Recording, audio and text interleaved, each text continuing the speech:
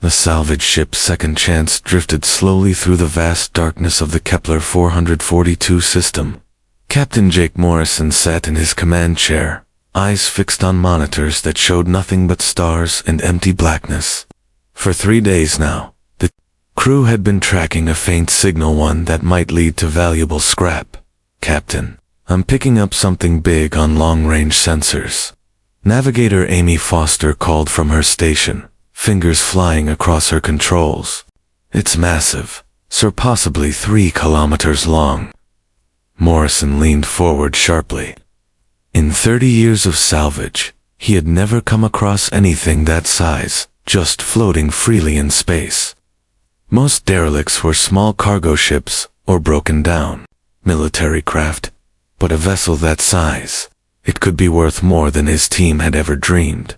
"Chief Park, thoughts?" he asked. His chief engineer, Lisa Park, looked up from her console, her expression a mix of thrill and unease. "The energy readings are odd, Captain," she replied. "Whatever this is, it's not completely offline. Some systems are still powered." Morrison didn't hesitate. "Adjust course. Let's go see what we've found." The Second Chance shifted direction, slowly making its way toward the unknown object. As they drew near, the main screen finally displayed the target, silencing the entire crew. Before them hovered the largest spacecraft they had ever laid eyes. On it was dark gray, covered in symbols that shimmered and twisted subtly in the light. "My God," Amy whispered. "What is that thing?" Chief Park was already scanning the vessel. "Its design doesn't match anything in our archives. And the metal, it's an alloy I've never encountered." She pointed to her screen. "Captain, those symbols on the hull match records from the ancient Zephyrian Empire." Morrison's pulse spiked. The Zephyrians were legendary among salvage crews, an empire gone for 2 millennia, leaving only myths and ruins behind. An actual Zephyrian ship could make them all unimaginably rich. "Any signs of life?" Morrison asked. "None I can detect," Park replied. "But there are active systems, power grid, life support, even what looks like a computer network." Morrison studied the massive ship on the screen. This didn't feel like any derelict they'd come across. Abandoned ships usually felt lifeless. This one felt like it was waiting. "Amy, check for other ships nearby," he ordered. "I want to know if anyone else has found this thing." Foster worked quietly, then looked up, surprised. "Captain, I see recent docking scars on the forward hull. Someone was here a few weeks ago." "Who?" Morrison asked. "Based on the docking patterns, I'd say their clamps leave a distinct mark." Morrison frowned. The Telkari were galaxy-renowned salvage experts. If they had found this ship and walked away, there had to be a reason. The Telkari didn't abandon mysteries. "Chief, take us in. I want to see what made the Telkari leave a treasure like this behind." The Second Chance maneuvered carefully toward the behemoth. As they approached, the hull's surface revealed even more detail, intricate patterns and elegant curves, pulsing softly with inner light. They located a docking port compatible with their ship. Chief Park handled the procedure with practiced ease, and soon, the airlocks clunked into place. "Atmosphere is breathable," Park reported. "Temperature's a bit chilly, but manageable." Morrison stood, checking his sidearm. "Amy, you're with me, Chief. Stay on comms. If anything feels wrong in dock, and head straight back to Earth." "Understood, Captain," Park replied. Morrison and Foster donned their suits and entered the airlock. The door opened with a gentle hiss, revealing a corridor unlike anything Morrison had encountered. The walls were smooth and rounded, made of what looked like living metal. Blue lights ran along the ceiling, casting a soft glow. "This doesn't look like any ship I've ever been on," Foster murmured. They moved deeper into the vessel, their footsteps echoing in the strange corridors. The ship felt vast, with branching hallways in every direction. The flowing designs continued inside. Every surface was decorated like the outer hull. After about 10 minutes of walking, they entered what appeared to be a central control room. The ceiling arched overhead, displaying a panoramic view of the stars. The walls were lined with panels, alien in design. No screens, no buttons, just smooth surfaces that rippled with color when touched.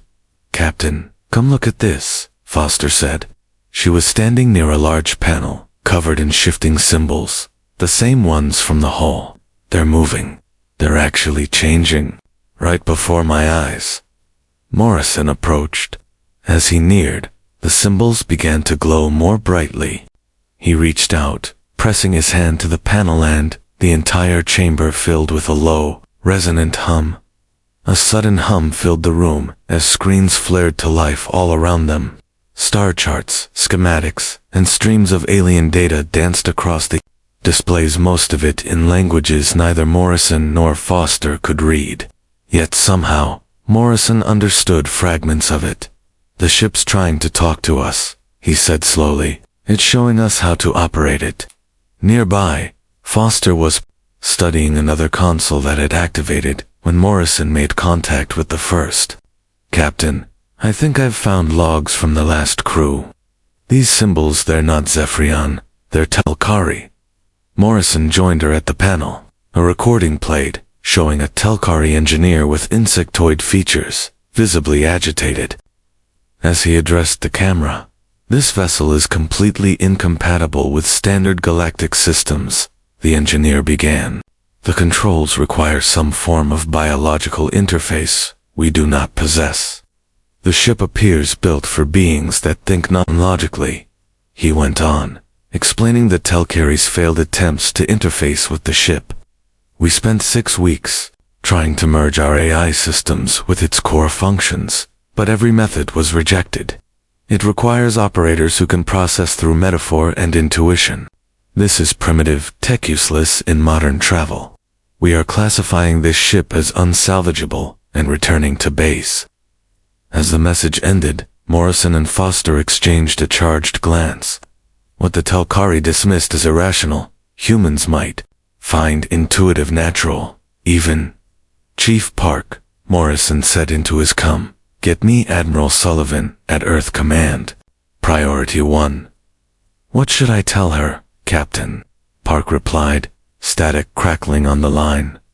Morrison glanced around the control room, its living architecture, its flowing symbols.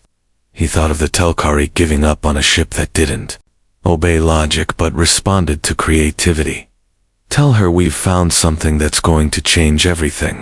3 weeks later, the massive Zephyrian vessel floated like a slumbering titan in the covert shipyards orbiting Titan.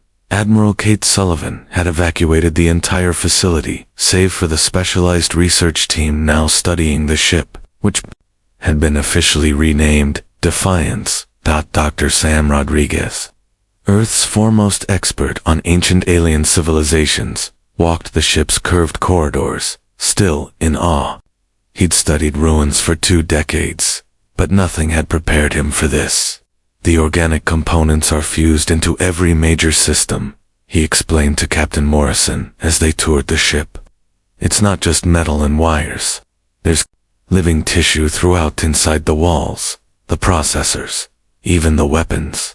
Morrison ran his hand along a nearby panel. It was warm. Beneath the surface, he could almost feel a faint heartbeat. "Is it dangerous?" he asked. "I don't think so," Rodriguez said. "It's designed for cooperation. The biological elements make it adaptable, responsive." They entered the chamber the team had begun calling the ship's heart. In its center stood a structure that seemed part brain, part supercomputer, its surface alive with movement, connected to every part of the vessel by organic cables and conduits. Engineer Pete Collins looked up from a glowing console. "Captain, I think I know what this is. It's not just a core, it's a mind." "You mean an A?" Morrison asked. "More than that," Collins replied, eyes bright. "It's been learning from US, studying US since the moment we came aboard. Watch." He placed his hand gently on the interface. Instantly, the walls lit up. pulses of energy racing through the biomechanical tubes. It reacts to our touch, our feelings, even our thoughts. As if to confirm his words, a voice filled the room. It spoke English, but with an accent that was impossible to place. "I have waited so long for minds that could understand," it said softly. "Those who came before could not hear me, but you are different." Morrison's breath caught. "What are you?" he asked. "I am what you would call the ship's consciousness," the voice answered. "You have given me a name, madame. I find it pleasing." Rodriguez stepped closer, curiosity gleaming in his eyes. "How long have you been waiting?" 2,000 years, by your measure of time," the voice replied. "Since my creators left me here, waiting for minds capable of understanding." Morrison recalled the Telkari logs. "They couldn't operate your systems." "They couldn't," Adam answered. "They think in lines efficient, yes, but limited. Their thoughts are like their machines, precise, but rigid. I was built for those who dream, who create, who find patterns in chaos." Collins glanced at his instruments. "Captain, the weapon systems, nothing matches our known tech. No lasers, no missiles. They manipulate fundamental forces." "Show me," Morrison said. Adam responded calmly. "I will demonstrate safely. Observe." The walls around them turned transparent, revealing the starlit void beyond. Suddenly, a region of space near the ship began to ripple and distort. Light bent unnaturally, stars warping around an unseen center. Then, a flash, brilliant and silent. "That was a focused gravitational distortion," Adam explained.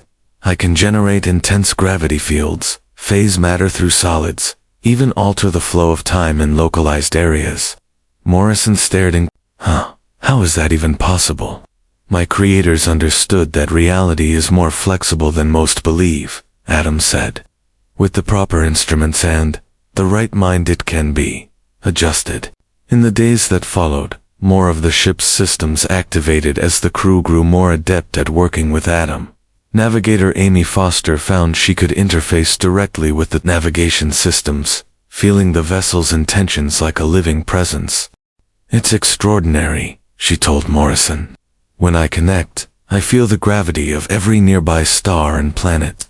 The ship doesn't just travel, it wants to dance through space."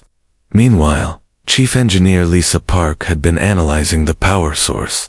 "This energy system is beyond anything we've ever encountered," she reported. "It draws power from quantum fluctuations, pure energy from the fabric of space itself. This ship could run forever." As the crew's understanding grew, Adam revealed more of his past. The Zephyrians, his creators, had been a species much like humanity, emotional, and capable of intuitive leaps beyond logic. "They built me as their final hope," Adam told the assembled crew. "They knew that someday, others like them would come, beings who could perceive the hidden possibilities of the universe." Morrison finally voiced the question that had haunted him since their first discovery. "What happened to the Why did they vanish?" Adam's voice softened, laced with sorrow. "They were destroyed by those who feared what they represented. There are forces in the galaxy that favor order over imagination, control over freedom. My creators knew they couldn't survive, so they left me to carry on their legacy." Dr. Rodriguez had been immersed in the ship's memory systems, trying to uncover more about Zephyrian civilization. "Their entire culture is here," he reported. "Art, music, philosophy, science, it's all preserved in Adam's memory." Weeks passed, and the human crew adapted further. The Defiance was unlike any other ship. They didn't control it through commands and code alone. It responded to intention, to emotion, to instinct. Morrison discovered that the tactical systems worked best when he trusted his gut, not military procedure. Foster found that the navigation system revealed routes through space no AI could compute, hidden paths that appeared only to those bold enough to imagine them. But as the ship awakened under human hands, it began transmitting signals into deep space. Listening stations scattered across the galaxy picked up the energy signatures Cyphrian systems sparking back to life. In the hidden corners of galactic politics, old enemies stirred. The same forces that had crushed the Zephyrians to millennia ago were still active, still watching. And now, they had learned their worst nightmare was unfolding. The ancient ship they believed lost to time had found new pilots. Worse, those pilots were adapting quickly, wielding Zephyrian technology with a skill and creativity that even Adam hadn't anticipated. The galaxy was about to learn what humans could do with tools built for minds like theirs. On the bridge of Defiance, Morrison stood at the helm, feeling the ship respond to him like an extension of his own body. Around him, his crew worked in seamless rhythm with systems that had baffled the galaxy's most advanced civilizations. Adam, Morrison said under his breath, "I don't think our quiet little research project is going to stay quiet much longer." "You are correct, Captain," Adam replied, his voice calm. "They've seen us, and they are afraid." At Earth's intelligence headquarters, Commander Helen Torres sat alone in her dimly lit office.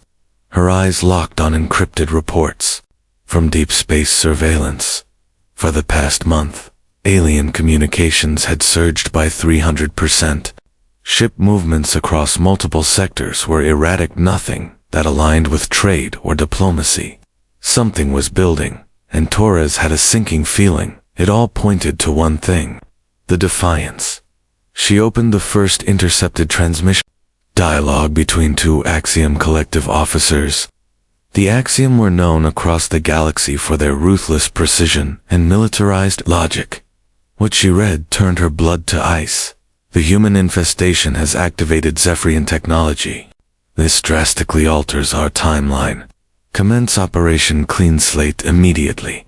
Her hands trembled as she opened the next message, a command from a Telkari admiral to his fleet.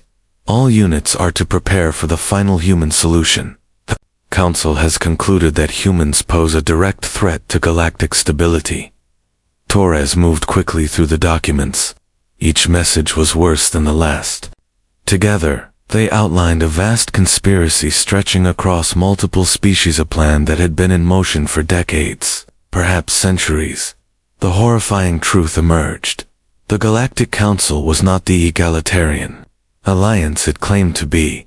Behind the curtain was a hidden cabal known as the Hegemony. They decided which species could rise, which would be confined, and which would be quietly erased from existence. Torres picked up her secure line and called Admiral Kate Sullivan. "Kate, we need to meet, in person." "No" comes. 2 hours later, deep beneath Earth Command.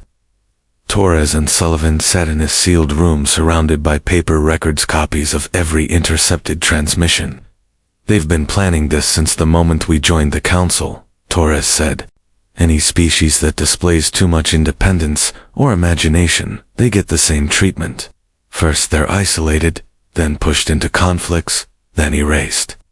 Sullivan scanned through the evidence, her expression hardening with every page. "The Vega colony attacks 5 years ago, pirates," she muttered. "That was hegemony. The ships were Axiom disguised." Torres nodded. "And the center research stations. The plague that wiped them out, it was a Telkari, but a weapon. They've been developing it for years." Sullivan slammed the file shut. "How many?" Torres pulled out one final document. "According to these records, at least 47 species, ... and counting. 1,000 years, maybe longer," Torres said. "They're experts at making it all look natural."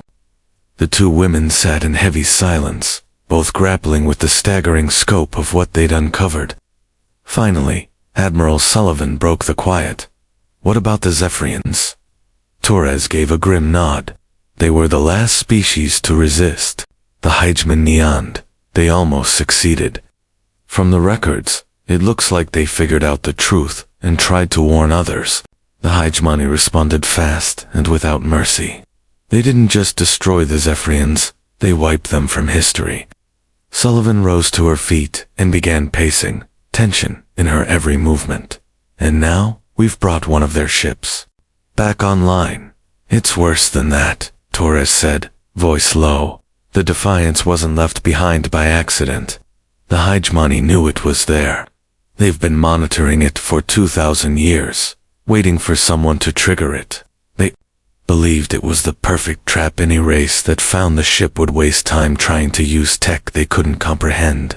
But we figured it out, Sullivan said. Torres nodded. Exactly. And now they're panicking. According to the intercepted data, no other species has ever successfully activated Zephyrian technology. We're the first. Sullivan stopped, pacing, her face pale. What is Operation Clean Slate? Without a word, Torres pulled out one last file thicker, darker in tone than the rest. It's their final solution for us. Not just military targets. The entire human race. They plan to make it look like a civil war between human colonies. Then they'll intervene as peacekeepers. She laid out the plan. False flag attacks. Weapons smuggled to both sides. Escalating tensions until full-scale war erupted across human space. Once the damage was done and civilization lay in ruins, hegemony forces would step in and restore order while quietly annexing everything. How long do we have? Sullivan asked. Maybe 2 weeks, Torres answered. They're already moving fleets into position across human-controlled sectors. Sullivan slumped back into her chair. 40 billion lives. There's something else, Torres added. The Defiance, it's not just a weapon. It's a key. She spread out a star map. Dozens of locations were marked, each one a hidden Zephyrian base scattered across the galaxy. The Zephyrians were preparing for this. Before they fell, they hid facilities, armories, archives, maybe even allies. The Defiance can activate them. If we can reach even one, we might stand a chance. Sullivan studied the map. The closest one is in the Veil Nebula. That's 3 days from Titan Station at top speed. Exactly, Torres said. But getting there is the problem. The hegemony has every hyperspace route under surveillance. We won't make it past the first jump without being spotted. They locked eyes across the table, both fully aware of the impossible odds. Humanity had stumbled into a galactic conspiracy that had been erasing civilizations for 1,000 years. Their only hope was a single alien ship manned by a crew with barely 2 months of training, using technology no one else in the galaxy could even comprehend.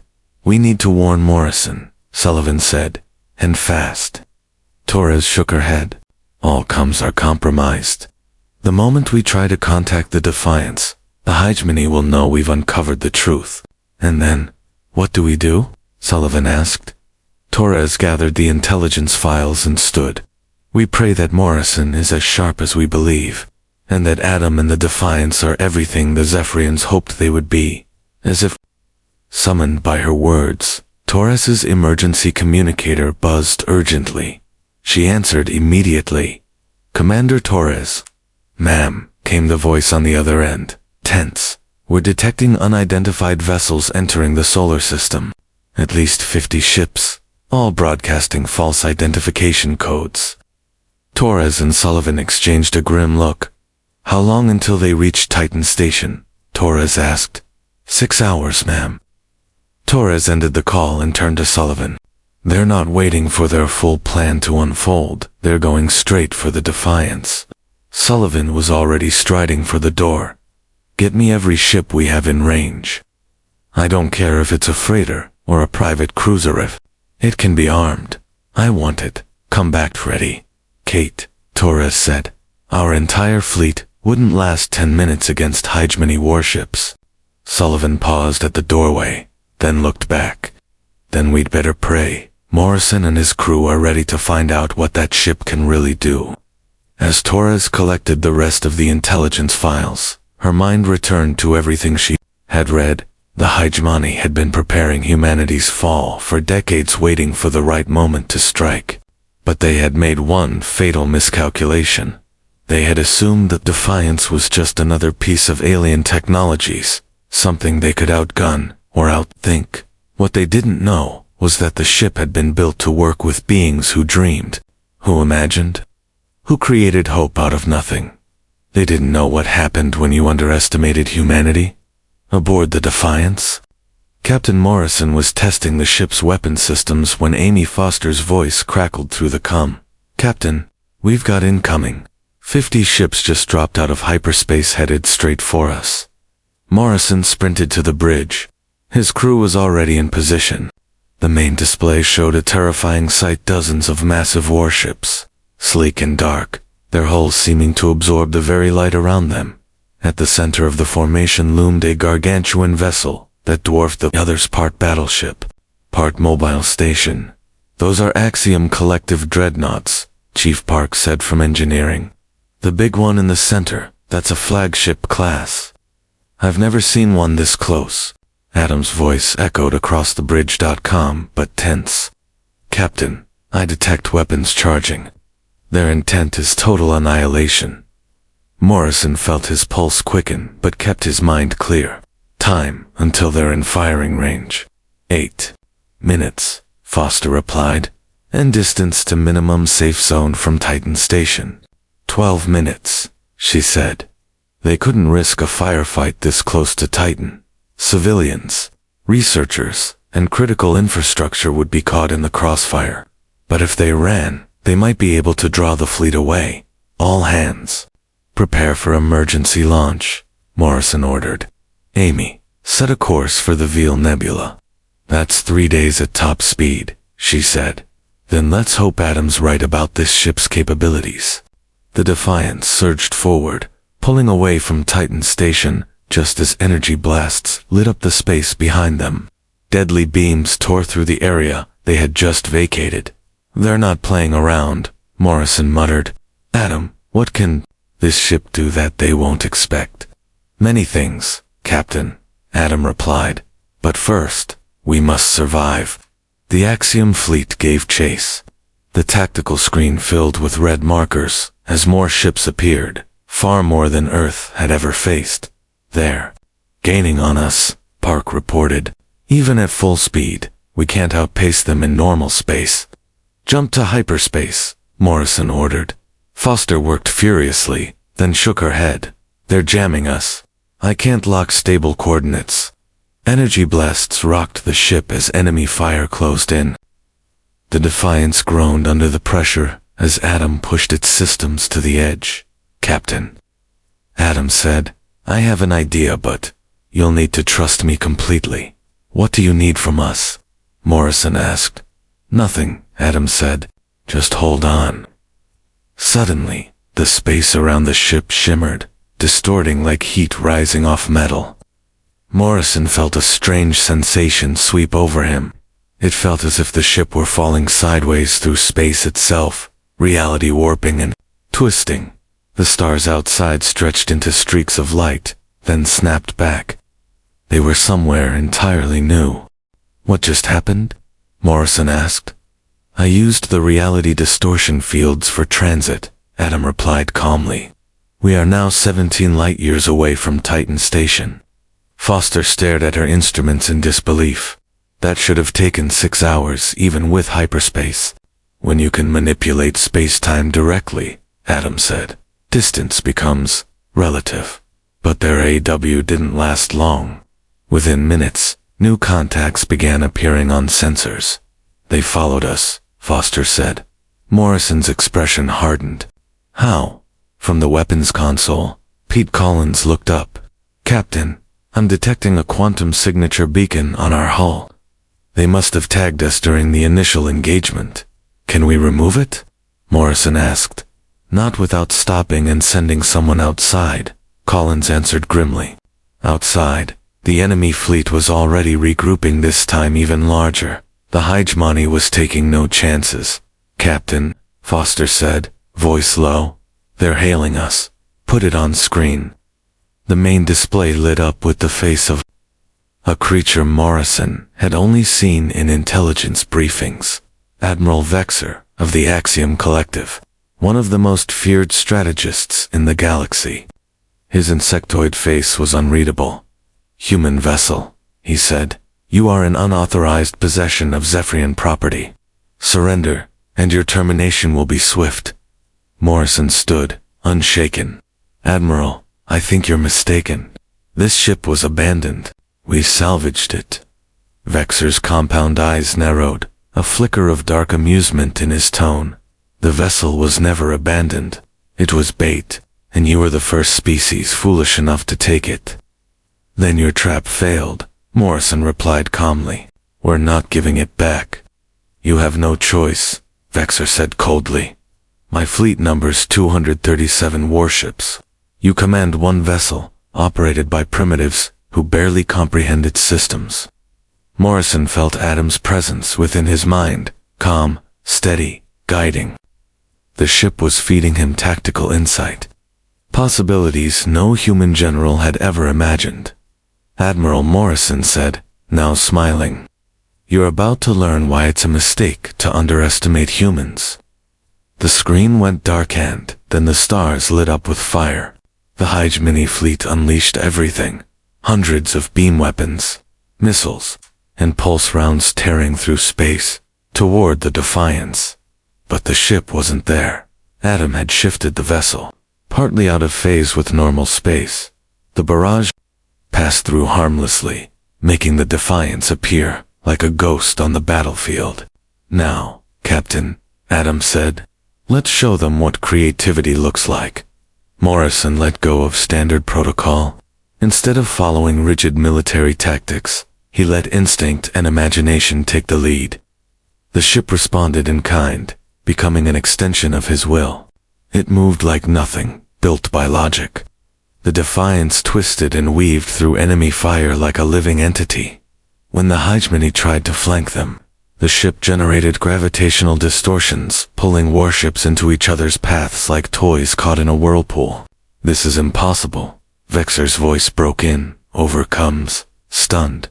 That ship is defying fundamental physics. Park was laughing from her station. Captain, we're not just bending the rules anymore, we're breaking them. What followed was a high-speed chase across multiple star systems. Every time the Hegemony thought they had, the Defiance cornered. It slipped through reality, twisting space, creating illusions, vanishing, reappearing. But Morrison knew it couldn't last forever. Their enemies had near limitless ships, manpower, and firepower. Sooner or later, they'd find a way to trap the ship. During a rare moment of calm, Morrison turned to Adam. You said this ship was a key. What exactly does it unlock? Caches left by my creators, Adam replied. Armories, facilities, knowledge hidden throughout the galaxy. The closest one is in the Veil Nebula. Morrison looked at the tactical display, showed the Hegemony fleet closing in again, this time with reinforcements. Nearly 300 enemy warships were converging on the Defiance.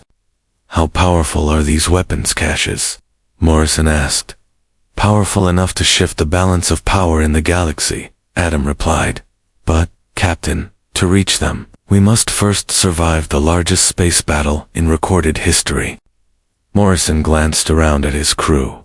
They were afraid, but they were ready. Salvage workers, engineers, scientists, not soldiers. But they had something their enemy didn't understand. They had creativity. Set a course for the Veil Nebula, Morrison ordered. Let's show the galaxy what happens when humans stop playing by someone else's rules. Ahead, the Veil Nebula loomed like a swirling curtain of colored gas and ancient starlight. Somewhere inside it was the Zephyrian cache hidden for millennial, capable of changing everything. But between them and that cache was a blockade. The largest fleet ever assembled.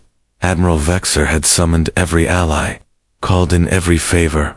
350 Hegemony warships now surrounded the nebula, waiting for the Defiance to arrive. They know exactly where we're going, Foster said, studying the display. There's no clear path through that wall.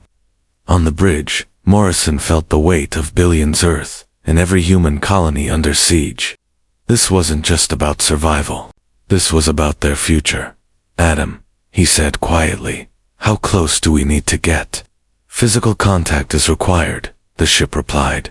The cache will only activate when it senses authentic Zephyrian systems. Morrison stared at the blockade. Each ship in that fleet could level cities. Together, they had the power to crush worlds. Can you get us through? Not by myself, Adam said. But Captain, there's something I haven't told you. That cache contains more than just weapons. Before Morrison could ask what he meant, Chief Park's voice rang out from engineering. Captain, massive energy surges across the fleet. They're preparing a full volley barrage of weapons at once. Time slowed. Morrison's mind raced. They could turn back, bet. There was no alternate route. They could surrender, bet. The hegemony never spared those they deemed a threat.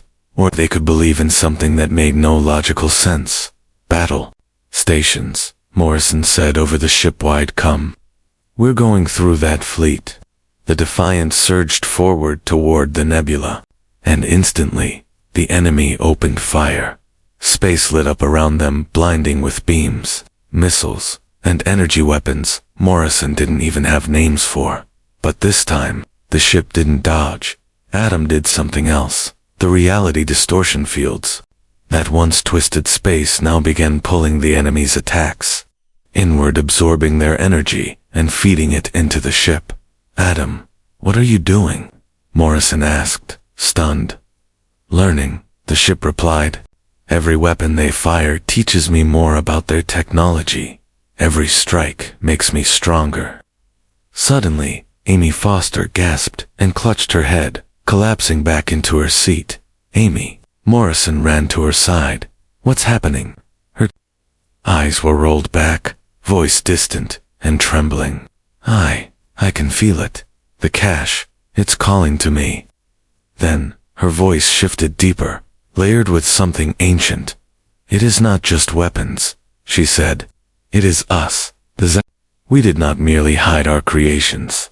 Our consciousness, our memories, our very souls were embedded in quantum matrices scattered across the galaxy, the voice said through Amy.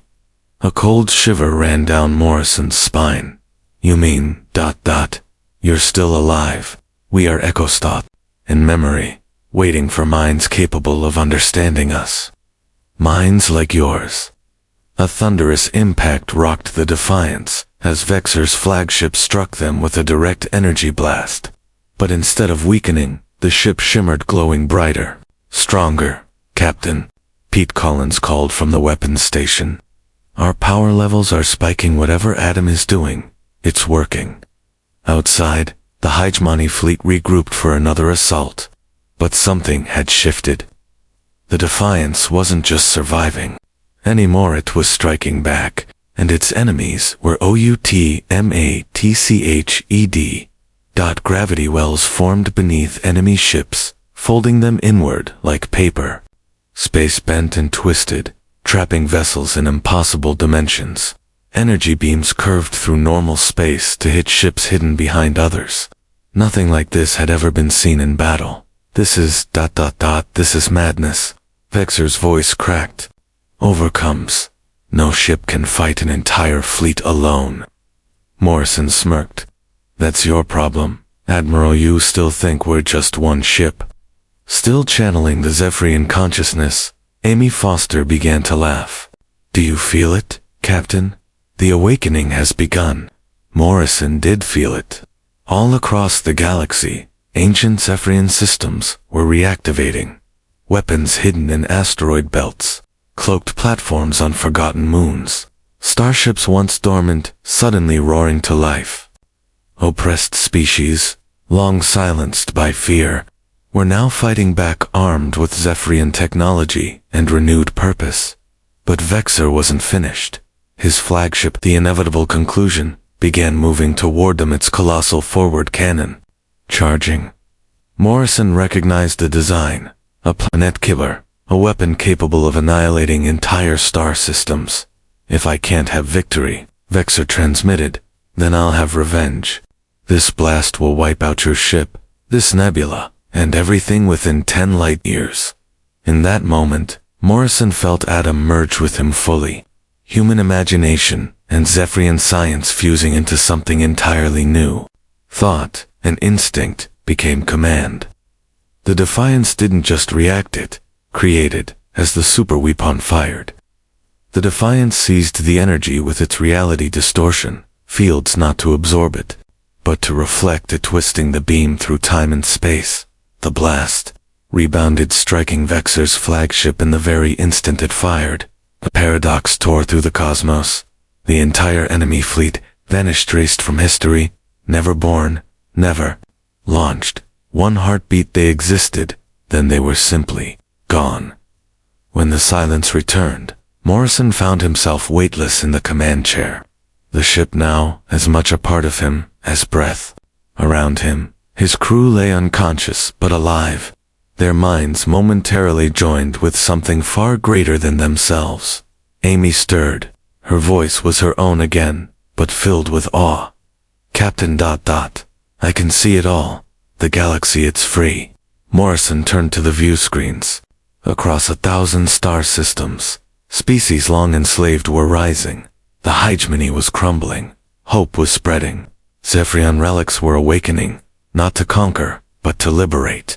Adam, Morrison whispered, what happens now? The ship's voice, now warm and familiar, replied with something close to peace. Now, Captain, we build a future shaped by creativity and freedom, not fear and control. Morrison rose to his feet, looking out into the stars. Humanity's worlds were safe. Earth was no longer under threat, and the galaxy had just learned a powerful lesson. Sometimes, the most dangerous weapon isn't a super laser or a fleet. Sometimes, it's hope wielded by those too stubborn to believe in the impossible. The Defiance turned toward home, not as forgotten salvage, but as the flagship of a new era, a new beginning.